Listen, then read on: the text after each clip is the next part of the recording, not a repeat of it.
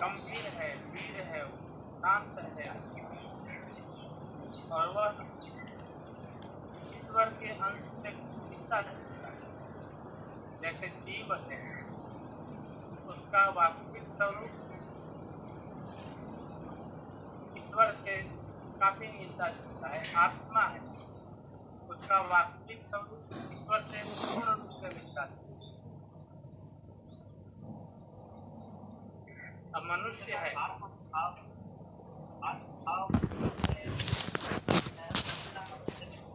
बिल्कुल अब मनुष्य है, परमात्मा के अवतार से मिलता जुलता है, लेकिन इसका दोष क्या है? ये बूढ़ा हो जाता है और मर जाता है। समझ गए ना? या तुम्हें कुंठित करता है, संकोचित करता है, समाज में झुकने पे मजबूर करता है, तो भागता है। ये सब जल जाते हैं, नष्ट हो जाते हैं। तब जब ज्ञान की अग्नि जल जाता है तब। तो प्रभु जी तुम दीपक हम बाती। जलता कौन है? दीपक नहीं जलता, बाती। कौन जलता है? बाती बाती।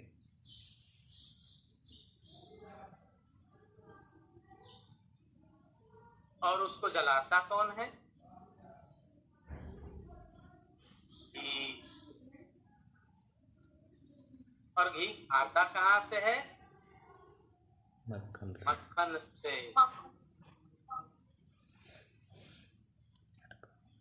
तो चित्त वृत्ति, इस चित्त को, चित्त और मक्खन एक जैसे। संतों ने चित्त की उपमा हृदय से।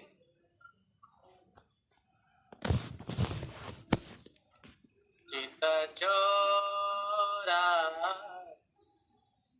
नंद किशोरा, चित्त चोरा नंद किशोरा, सखी मैं जात रही मार करो कमोरा, सखी मैं जात रही मार करो कमोरा, चित्त चोरा नंद किशोरा, ब्रजभूषण मन मोहन श्यामरो, ब्रजभूषण मन मोहन श्यामरो, नंद जू को छोरा चित्त चोरा। गोपियों ने चित्त चोर कहा। गोपी है कौन?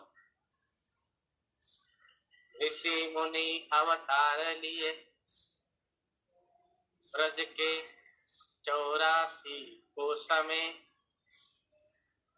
कोई गोपी बना, कोई ग्वाल बना, कोई लता वृक्ष।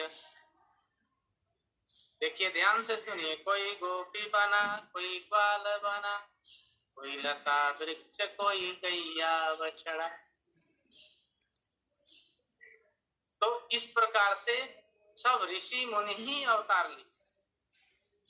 और भगवान क्यों किसी स्त्री का चित्त चुराएंगे भाई? क्या पड़ा है?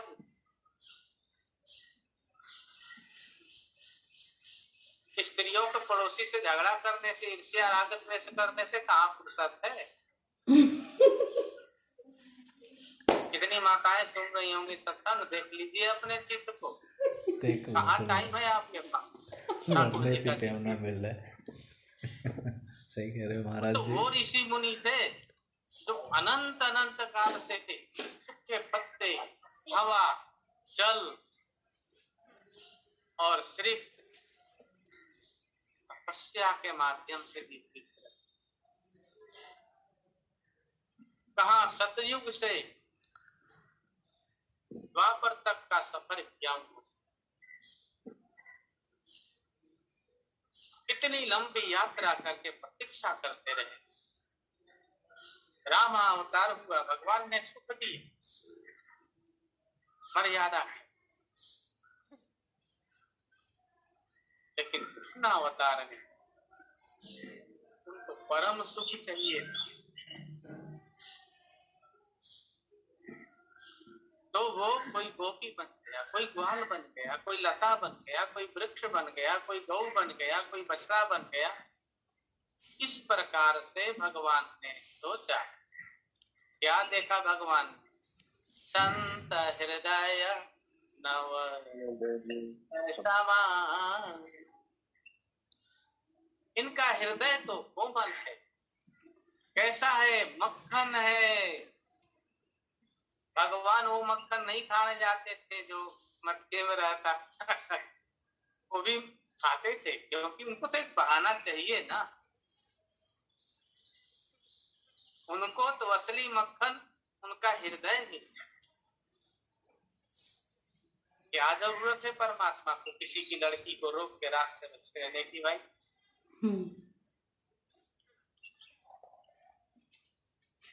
सोचने वाली बात है। बुद्धिमान है, आपको बुद्धि है जी सर। अगर आप छेड़िए पूरा मोहल्ला छोड़ना पड़ेगा। समझ गए ना? और वो सरेआम छेड़ते, कोई नहीं रुकने वाले। और जिसको छेड़ते थे उसको छेड़वाने की और लगती।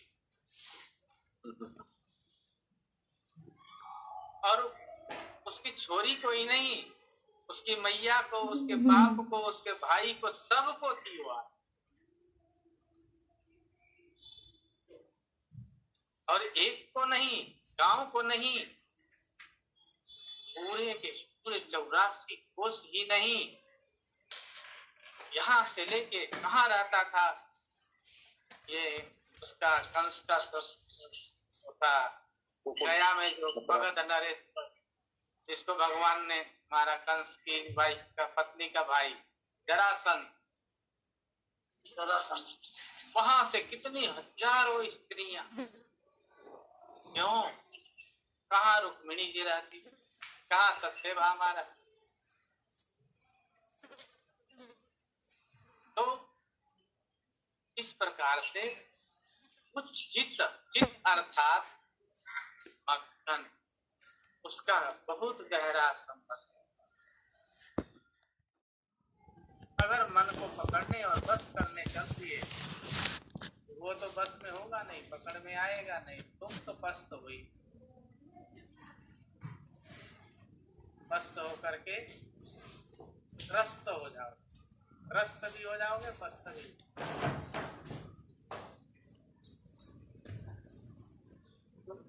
इस प्रकार से चित्त की वृत्तियां, चित्त में आनंद लेने वाले साधक।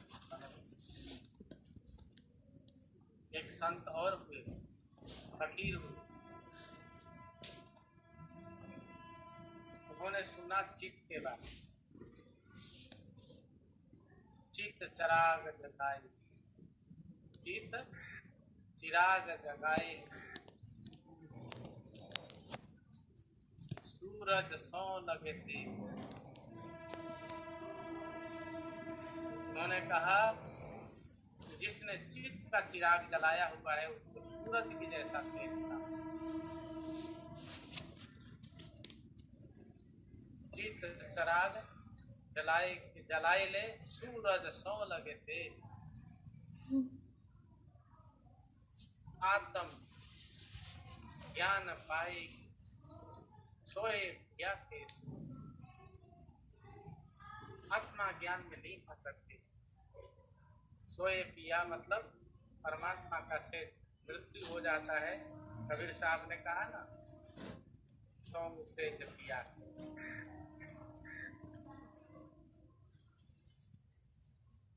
तो आत्म ज्ञान में चाहे कहीं भी रहे, उसके लिए सेज पिया के, मतलब ये संसार सारा अपने पिया परमात्मा का सेज अर्थात बनाई हुई है, वही भी रहेगा परमात्मा, अनंत का, अचिंत्य का, चित्त चोर का प्रयास करता है।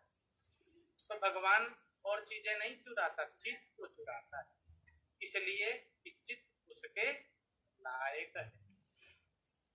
जो उसके लायक है उसी को चुराता है वो, जो उसके लायक है उसी को छेड़ता है वो, जो उसके लायक है उसी को मिलता है वो। ये भूल जाइएगा कि मैं उसके लायक, ना ना ना, मन के मतंगी हो सभी। मतंग समझते हो? मतंग मतलब होता है पागल, मतंग। मन की मतंगी से काम हो जाए। यहाँ तो निश्चय करके चित्त का साथ देना, और चित्त साधे चिरकाल जीवे, चित्त साधे चिरकाल जीवे, चीरे मिले जाए। चिर, चिर कहते हैं इसका कहते हैं ना चिरंजीवी, मतलब अमर। चित्त का संगति करिए, यह चित्त परमात्मा के योग्य है, इसीलिए वो चुराता है और इसीलिए उसको चित्त छोड़ता है। तो ये रहा चित्त के ऊपर थोड़ा सा और व्याख्यान भाई। अब आगे अगले बार में कुछ और सत्संग किया जाए। और सब जगह लॉकडाउन खुल गया है। हमने पिछले सत्संग में बोला आश्रम में लॉकडाउन खोल देंगे, बाद में समझ आया है तो मिस्टेक हो गया भाई, क्योंकि सब जगह हमारे यहाँ भी बंद। तो कोई रिस्क नहीं लिया जाएगा।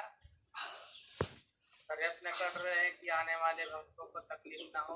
आज भी आए थे कुछ लोग, कल भी आए थे, तथा सब लोग पहले जैसे व्यवस्था था वैसे व्यवस्था बना दिया है। खाने पीने के लिए पैकेट पे पैक करके उनको दे देते हैं बाहर। हाँ हाँ,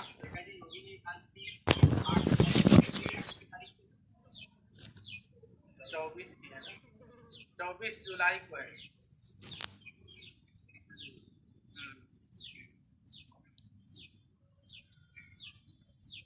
तो इसका जैसे हमेशा छपता है निमंत्रण, वैसे ही रख दो और सारा कार्यक्रम किया जाएगा जैसे भी होगा, जैसे भी होगा। और इसमें जूम बार बार कट क्यों जाता है? बाहर विदेश से बात होता है तो करता है उसका सत्संग, इसमें रुकावट भी नहीं आती है।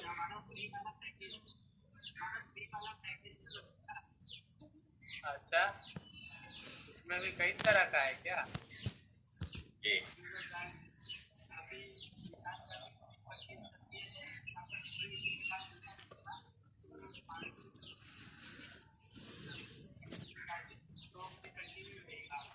नहीं, कंफर्टेबल होगा तो सत्संग देंगे भैया, क्यों नहीं।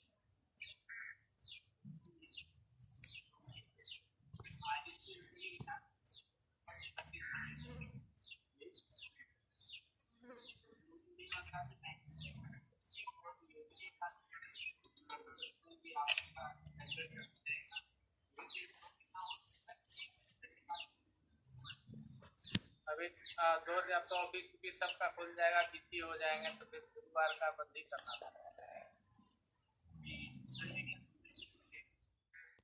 क्योंकि भगवान भी रोज क्या लगाते हैं?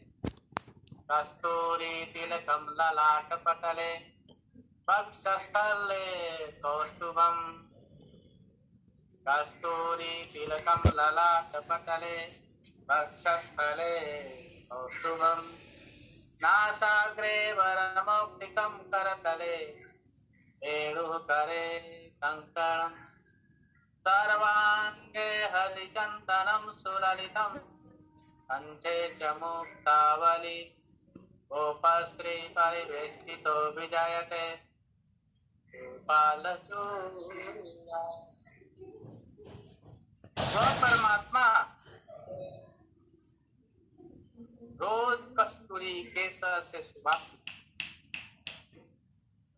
जाने क्यों दे दिया दीवार। वही धोबी ने एक भी कपड़ा देने से मना कर दी, बोला एक रोज पीता भी नहीं देंगे। पता है तुम कृष्ण, पता है तुम ये हो, एक इसमें से पजामे का फीता भी नहीं देंगे, कपड़े की बात कर। तो प्रजा ने तुरंत दे, क्योंकि धोबी कंस के वंश का था और कुब्जा संत के वंश की। किसके वंश की थी? संत के वंश की वंश की। और उसने तुरंत पहचान लिया, अरे हमारे परमात्मा। बोली आपसे इसकी खुशबू मिल रही है, क्यों नहीं आप ले लीजिए। बोले तू ऐसे ही चलती है। बोली मैं कुब्जा हूँ, सब कोई मेरे मजाक उड़ाते हैं। देखिए ना, आपके आने से पहले बच्चे मेरे ऊपर कंकड़ भी डाल पड़े। वो तो कंस के डर से कोई छिड़ता नहीं। इस समय मैं कंस की उठन लेके जा रहे, नहीं तो लोग मुझे कंकड़ मारते हैं, पत्थर मारते हैं, उलाहना देते हैं, तो ताना कसते हैं। बोले अच्छा। बोली हाँ, इतनी कुजाती कि भगवान को ऐसे सर उठा के भी नहीं देख सकती थी।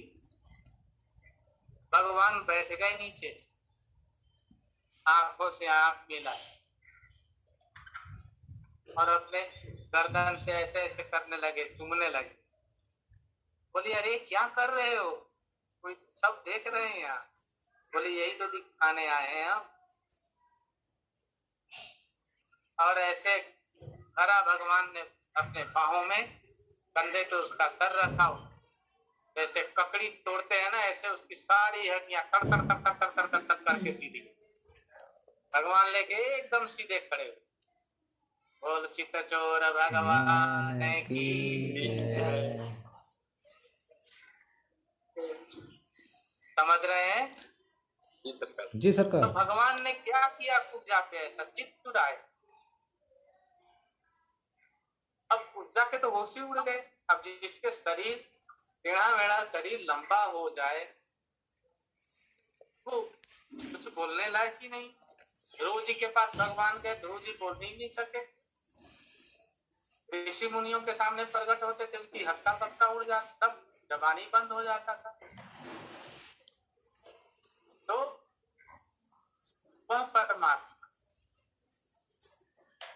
कुब्जा ने निमंत्रण नहीं दिया, तब सीधी हो गई। बोली अरे ये क्या हो गया, तुम तो जादूगर हो, तुम तो बहुत ही। भगवान बोले अब मेरे को ये माथे पे लगा दे, मैं जा रहा हूँ अपना काम करके, फिर तुम्हारे घर। बोली मेरे घर? बोले हाँ, और किसके घर? जन्म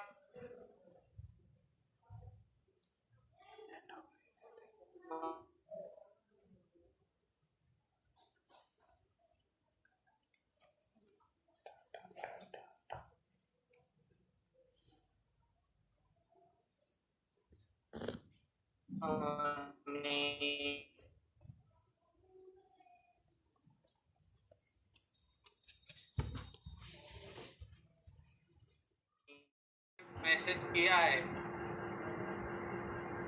कि चित्त के बारे में और सरल और सहज समझाया है।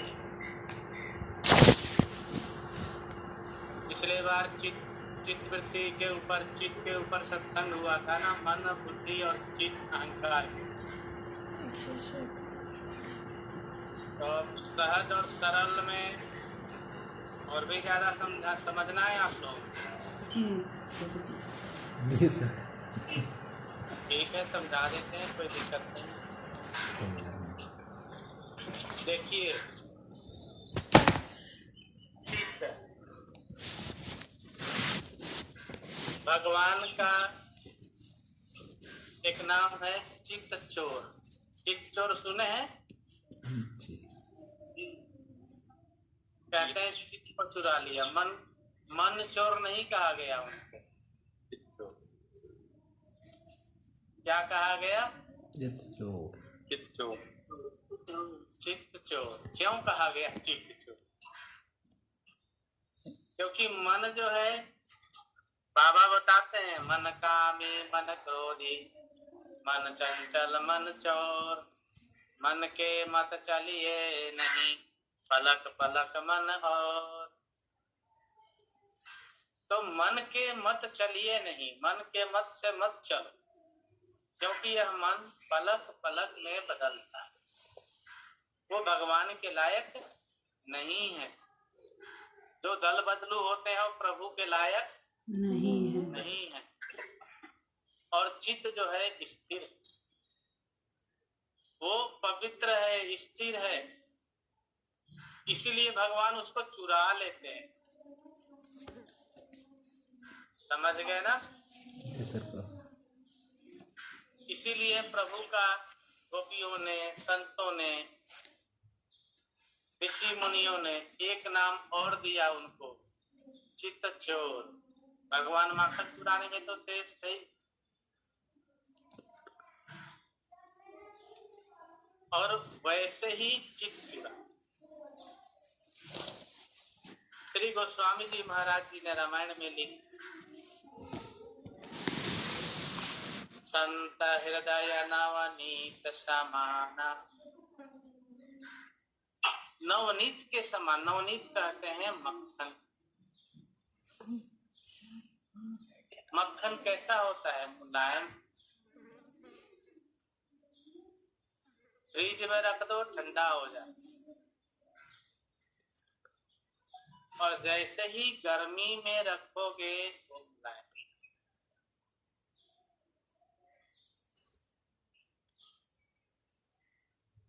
मुलायम होने के बाद वो बहने लगता। ऐसे ही संत का हृदय, ऐसा ही क्यों चुराया भगवान ने मां? उसमें भी कारण है।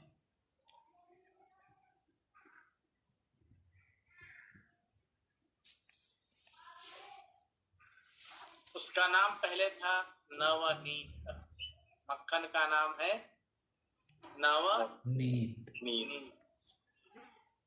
जो नित्य नया।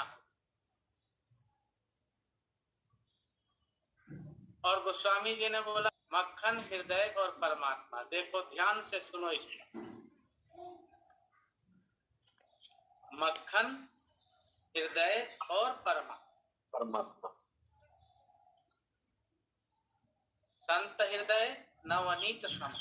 भगवान मक्खन चुराते हैं, और संत का हृदय कैसा है? बिल्कुल मक्खन। इसीलिए भगवान उनके चित्त को चुरा देते। भक्त का हृदय कैसा है? बिल्कुल मक्खन जैसा। प्रेमियों का हृदय कैसा है? बिल्कुल मक्खन जैसा है, और भगवान उसको चुरा। मक्खन नवनीत अर्थात निर्दोष, इसमें कोई दोष नहीं, संपूर्ण दोष से रहित, और जिसको प्राप्त करने के बाद सारा तत्व प्राप्त होता है, उसका क्या नाम है? घृत, घी। ऐसे ही चित्त के माध्यम से परमात्मा को यह जीव जुड़ जाता है, जोड़ लेता है, या परमात्मा ही उसको जोड़ देता है। अब घृत अर्थात यह जीव, यह आत्मा उससे जुड़ जाता है, और उसी घृत से संत सब ज्ञान के माध्यम से प्रभु जी तुम दीपक हम बाती, जाके लो जरे दिन राती। प्रभु जी तुम दीपक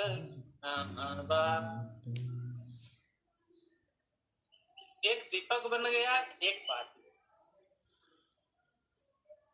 और दोनों जब मिल गए तो वहां भक्ति है, ज्ञान है, प्रेम है, समर्पण है।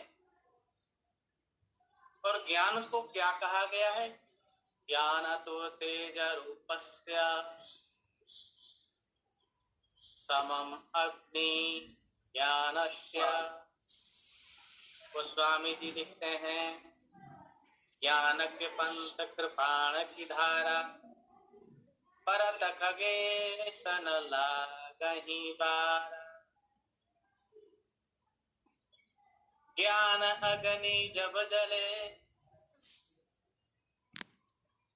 ताप जले पाप जले। जब ज्ञान की अग्नि जलता है तो ताप अर्थात समस्त। मन बजावे ढोल, मन बजावे मुंह को, मन बजावे खोल। खोल जानते हैं? खोल नहीं जानते? खोल किसको कहते हैं? बड़ा वाला झांझ होता है, क्या होता है? बजती है खोल, बड़ा वाला होता है ना। हाँ, खोल एक झांझ जैसा होता है, खोल उसको कहते हैं। तो बहुत सारे लोग कीर्तन करते हैं, उनको पता ही नहीं, कीर्तन का टोन बदल जाता है, उसी पे लगे रहते। फिर उनको समझ आ रही ये टोन कैसे बदल गया। और सामने वाला सोचेगा अरे तो बड़ा भगत आदमी है, उसको तो होश ही नहीं है, कहीं लीन है। और लीन कहाँ है वो? अगर उसकी सच्चाई खोजे घर में, परिवार में, दुनियादारी में, इश्क में, मोहब्बत में, दुनिया भर के लफ्जों में, ईश्वर में लीन होना बहुत कठिन काम है। समझ रहे हैं ना? मन की वृत्तियों से वहां नहीं पहुंचा जा सकता। इसीलिए उसी का रास्ता है। मन की वृत्ति तो आपको असंतुष्ट करना। मन सिर्फ चिंता का दे और चिंता ही दे सकता। चित्त सिर्फ चिंतन दे सकता है, वह चिंतन जो परमात्मा के युक्त है और परमात्मा तक जाने के लिए, पहुंचने के लिए उत्तम साधन। बाबा ने बताया,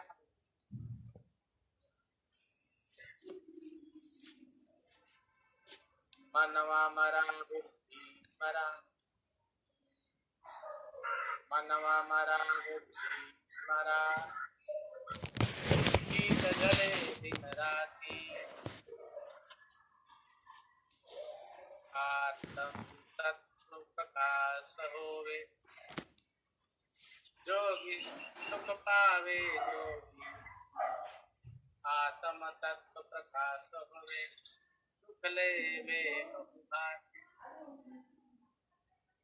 तो चित्त जब जलता है तब जाकर के योगी बहुत बहुभांति, मतलब बहुत प्रकार से दैहिक दैविक सभी सुख उसके पास स्वाभाविक आनंद।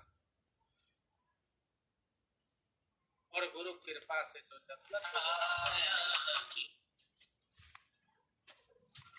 उनको आपके तरफ शिवानी के घर से, रमन के घर,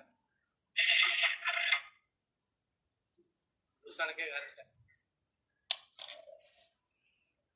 भूषण एकदम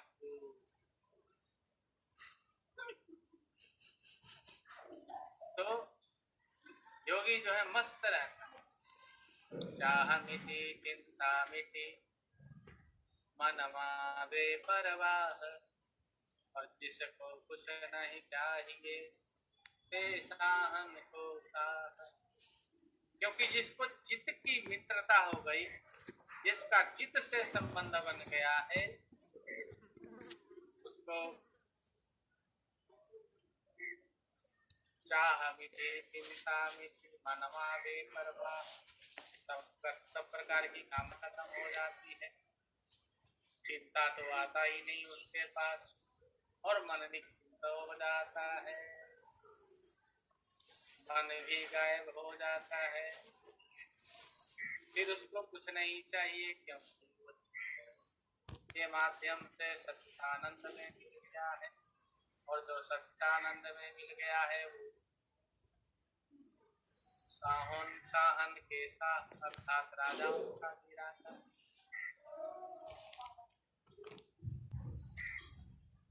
तो चित्त की परिभाषा बहुत लंबी हो गई, ऐसे तो बहुत बोला जा सकता है चित्त के ऊपर। 8-10 मैसेज आ गए गुरु जी चित्त के ऊपर, और सरल और सहज में समझाया, तो समझ में आई जी सरकार। उस पर्दा वर्दा खुला भैया दिमाग का। तो हाँ, और इसी कुछ हिला भैया। हाँ जी हाँ जी।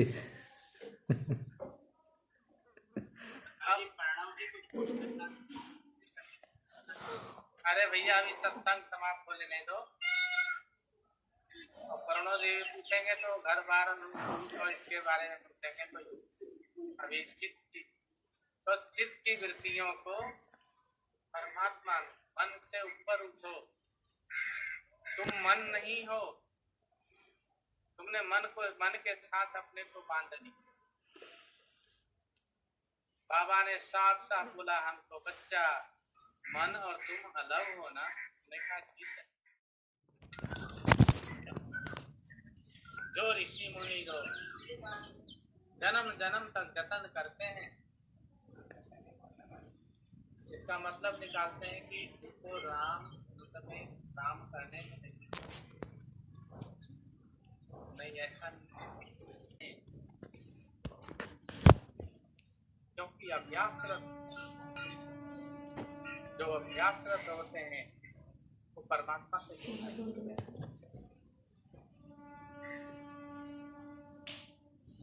तो चित्त की वृत्तियां परमात्मा के कुछ वृत्तियों से मिलता है। परमात्मा का और चित्त का बहुत गहरा संबंध हो,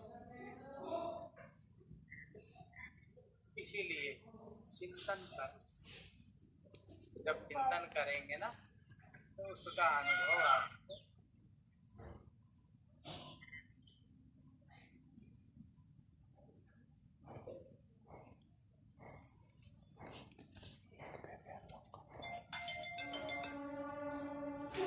चित्त और आप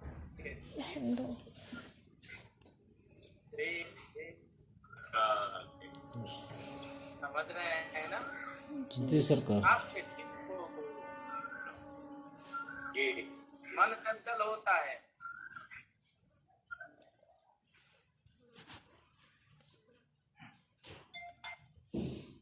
एक संत ने कहा है नैना न लागे अति, ज्यों ज्यों देखत रूप, नैना न लागे अति, ज्यों ज्यों देखत रूप जी, और पानी नहीं लागे प्यास तो आह करे को।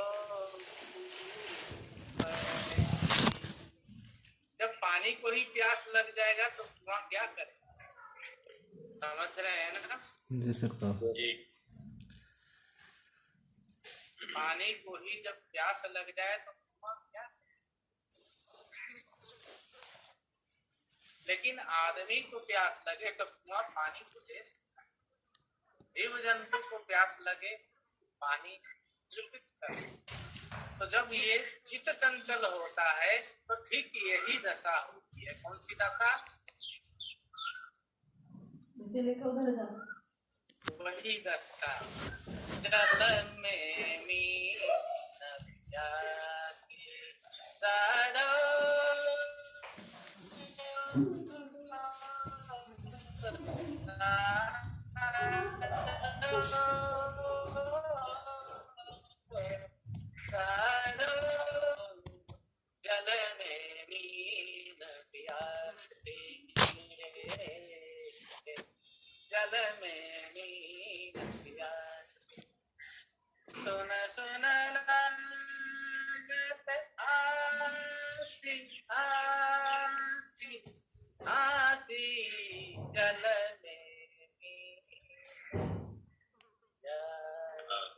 कबीर साहब ने कहा है ये बात, पानी के अंदर रहने वाला मछली प्यास,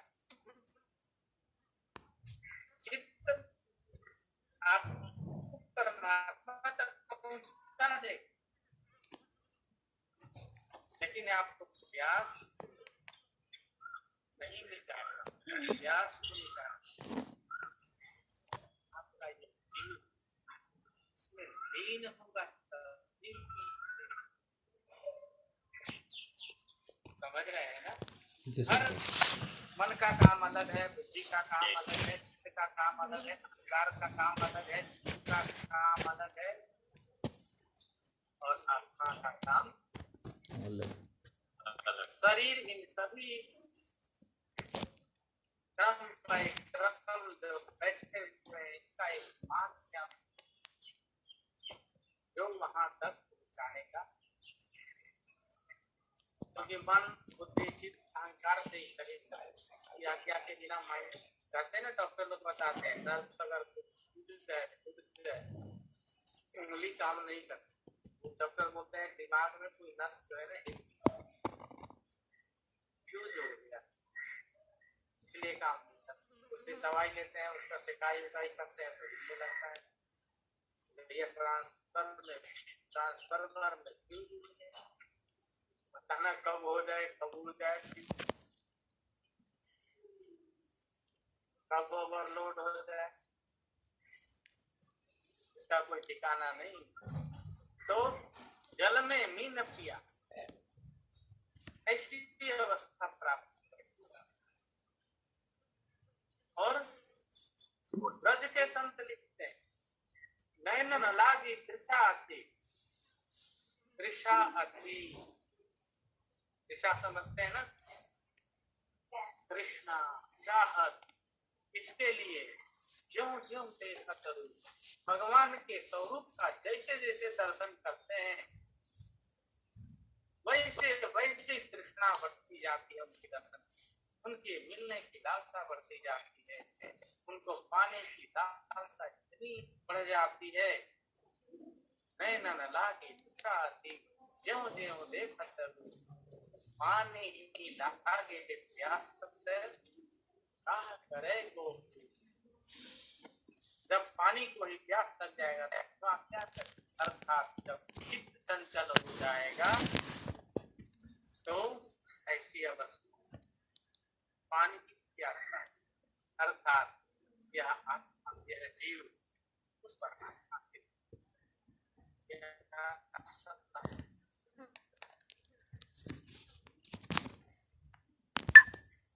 समझ रहे हैं ना जी सरकार।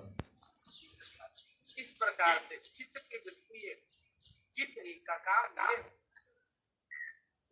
और जो चित्त का आनंद लेते हैं वही वास्तविक आनंद ले रहे हैं, नहीं तो सब। इसीलिए परमात्मा को चित्त चोर का,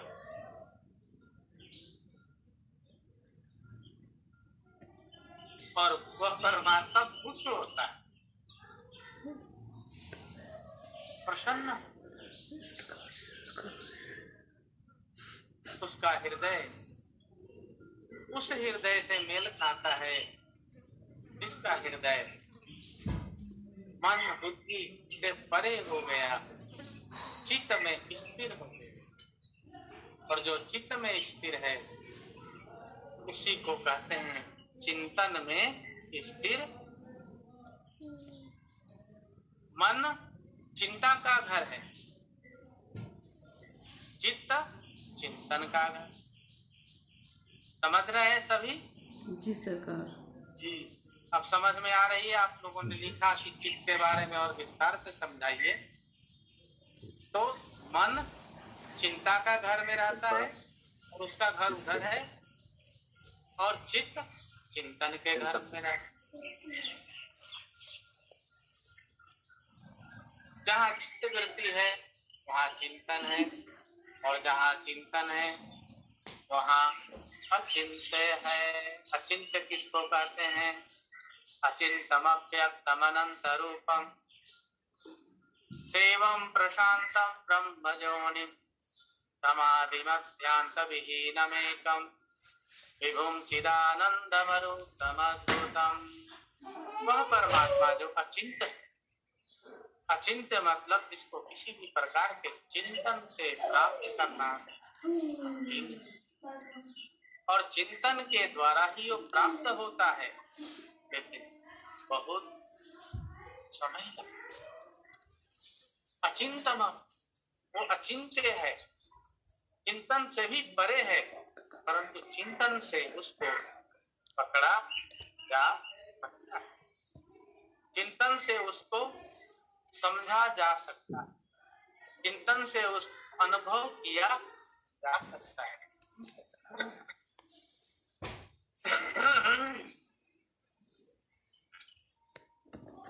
तो अचिंतन व्यक्त, जिसको कोई व्यक्त नहीं कर सकता, अगर किसी ने देख लिया है तो चाहे कि मैं बखान कर लूं उसका, वो चाहे कि मैं उसके बारे में वर्णन कर दूं,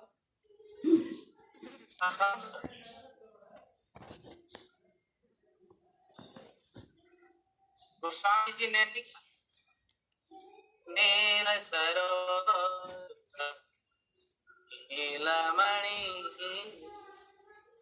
नील सरोवर नीलमणि, नील नील श्याम जी,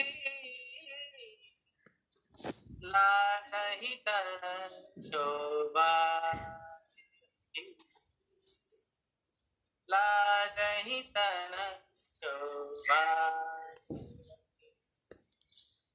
कोटि कोटि सतकाम जी,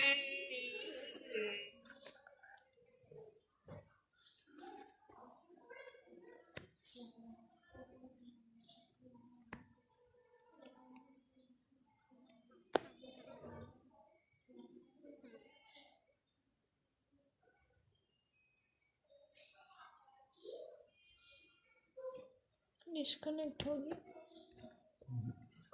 100 कर देते हैं।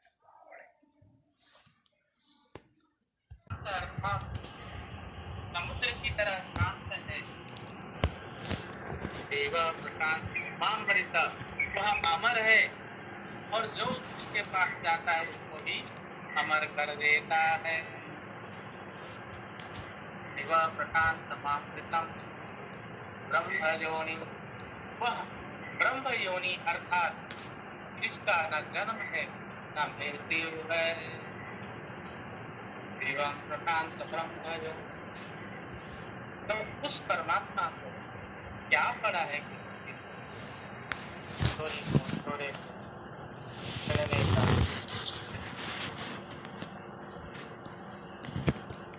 वो तो उन ऋषि मुनियों की इच्छा थी।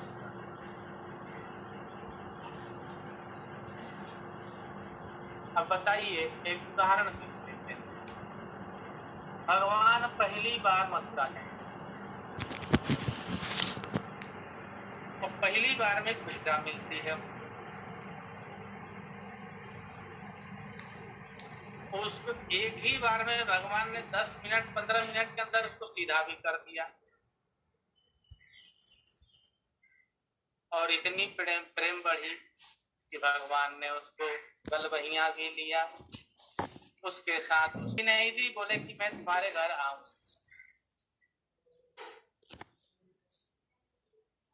उपजा के तो होश उड़ गए, वो कहां से निमंत्रण दे, बोल ही नहीं पाई, उसको समझ में ही नहीं लगा। अचानक से आपके सामने परमात्मा आकर के आपको कोई भयंकर कोई कष्ट है। उपजा को क्या था, इच्छा बकरा थी, वाकों उनसे पूछा,